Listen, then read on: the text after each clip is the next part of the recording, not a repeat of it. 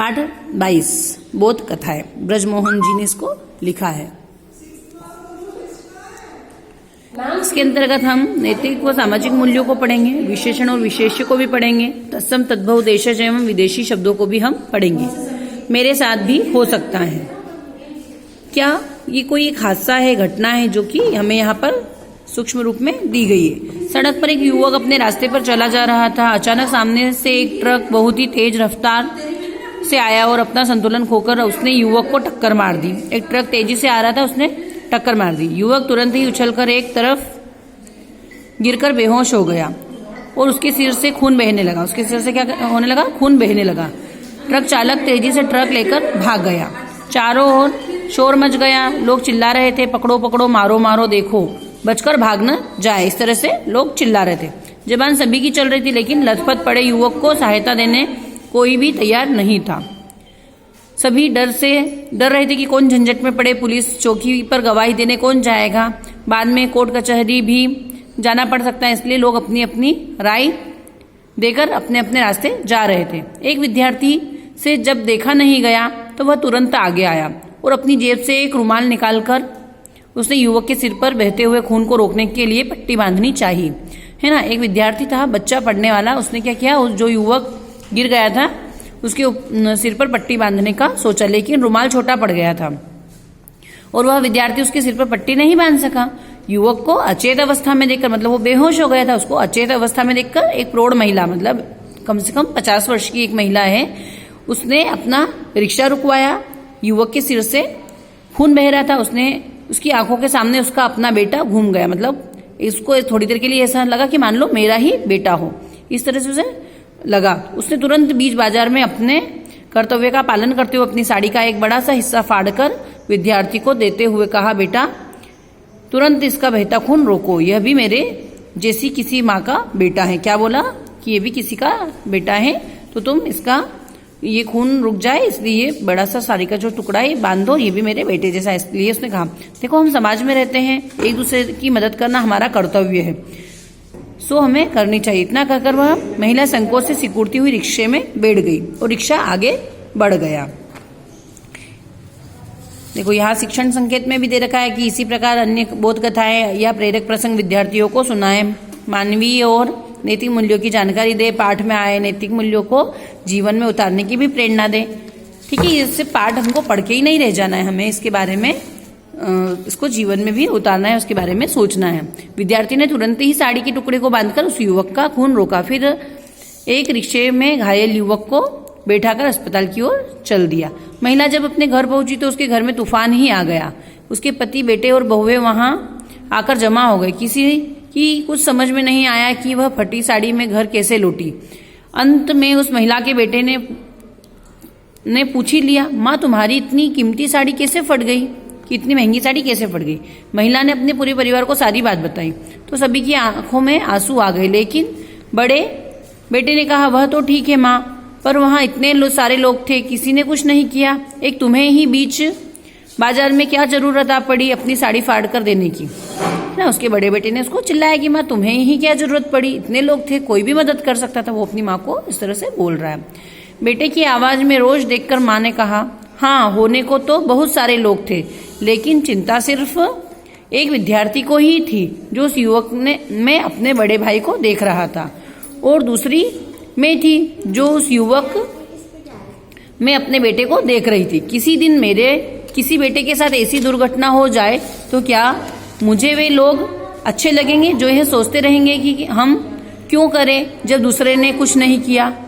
ऐसे में यही सोचकर आगे आना चाहिए कि हम सब कभी हमारे साथ भी हो सकता है, ये घटना कभी अपने साथ भी हो सकती है, इसलिए हमें एक दूसरे की मदद जरूर करना चाहिए। बड़ा बेटा जब तक सच्चाई को समझ चुका था उसने अपना सिर नीचे झुका लिया, है ना। वो अब समझ गया कि सही बात है, अगर उसकी जगह उसका बेटा होता तो फिर क्या वो लोग उसे अच्छे लगते जो ये कह देते कि हमें क्या करना है, कौन कोर्ट कचहरी के झगड़े में पड़े, इस तरह से। तो यहाँ इस पाठ से हमको ये शिक्षा मिलती है कि हमें कभी भी सामाजिक और इस तरह की अगर कोई मदद किसी की करना पड़े तो जरूर करना चाहिए। कमर जो कसली से यहाँ पर इसका हेडिंग दिया गया है। इससे ये प्रतीत होता है कि किसी कार्य को करने के लिए अगर कोई सोच लिया है तो उसको पूरा करके ही रहना, चाहे वो कोई सी भी परिस्थिति में पूरा हमें करना पड़े। नाम था उसका रामदयाल, एक साधारण सा डाकिया, अत्यंत ही सरल और सादा जीवन जीने वाला। किसी व्यसन अथवा किसी बकार के काम में वह कभी नहीं पड़ा, व्यसन वगैरह में भी वो कभी नहीं पड़ा, कोई बेकार काम उसने नहीं किए। अपने काम से काम रखता।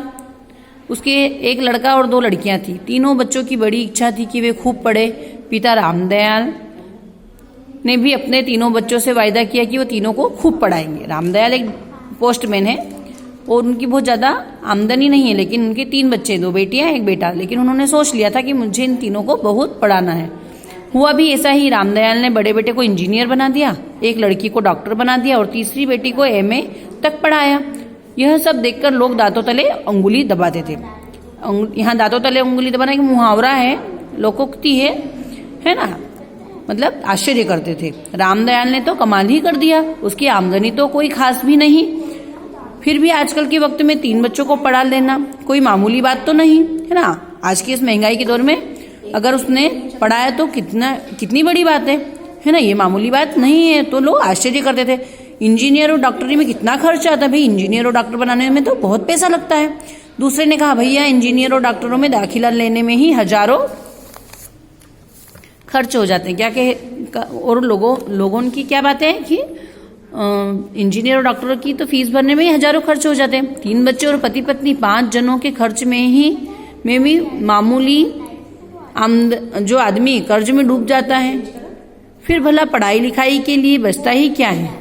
एक व्यक्ति तो यहाँ तक कह गया, लगता है रामदयाल ने कुछ गड़बड़ की होगी। क्या कहा, रामदयाल ने कुछ गड़बड़ की होगी। लेकिन दूसरे व्यक्ति ने टोक दिया, उसके बारे में ऐसा सोचना भी मत, कहना दूर की बात है।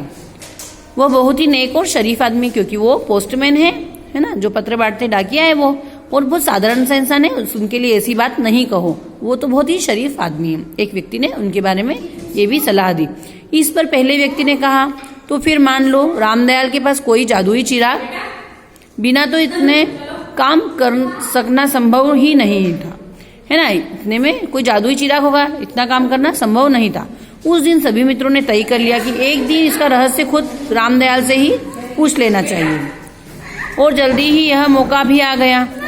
विजयादशमी के दिन पूजा के समय मोहल्ले के सभी लोग चौक गए में जमा थे। पंडित जी भी सभी को टीका लगा रहे थे। हंसते हंसते लोगों के बीच रामदयाल भी अपने बेटे के साथ खड़ा था। तभी मिश्रा जी ने उसे छेड़ दिया, क्यों भाई रामदयाल, क्या खबर है। रामदयाल ने कहा, बस कृपा है प्रभु की, साल भर बाद रिटायर हो रहा हूँ। मिश्रा जी ने कहा, तुम्हें उसकी क्या चिंता, बच्चों को तो पढ़ा लिखा दिया, वैसे किया कमाल ही है, हम तो हैरान हैं कि तुम यह सब कैसे कर लिया। रामदयाल ने कहा, इसमें कमाल कैसा, जैसा तो कुछ भी नहीं मिश्रा जी, बस कमर कस ली थी मैंने और सोच लिया था कि बच्चों को पढ़ाना है ना। मतलब उसने क्या बोला कि मैंने तो कमर कस ली थी, मैंने तय कर लिया था कि बच्चों को तो खूब पढ़ाना लिखाना है, बस पढ़ा लिखा दिया, इसीलिए बच्चों को पढ़ाना। उसी दिन से पूरी पकवान छोड़ दिया, मतलब खूब अच्छा खाना पीना छोड़ दिया। उसके बाद कोई भी फिजूल खर्ची मैंने नहीं की। मनोरंजन के नाम पर तो कभी सिनेमा देखने भी नहीं गया।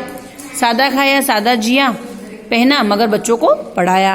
अगर कहीं फिजूल खर्ची और चटखारे से लगा रहता तो बच्चे इधर उधर मारे ही फिरते। मैंने सदा इन्हें यही सिखाया कि सादा जीवन, उच्च विचार की भावना ध्यान में रखो और हर समय कमर कसकर रखो, सफलता अवश्य मिलेगी।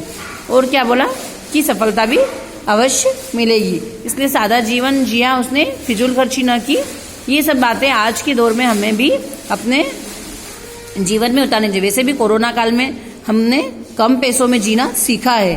और देखो, इस पाठ के अंतर्गत भी हमें यही पढ़ाया जा रहा है कि हमें कम पैसे में अपना जीवन कैसे यापन करना चाहिए और हमारी पढ़ाई की ओर कैसे ध्यान है। माता पिता जब पैसा कमाते हैं तो बहुत मेहनत लगती है, तो उस पैसे का सदुपयोग हो, सही जगह लगे।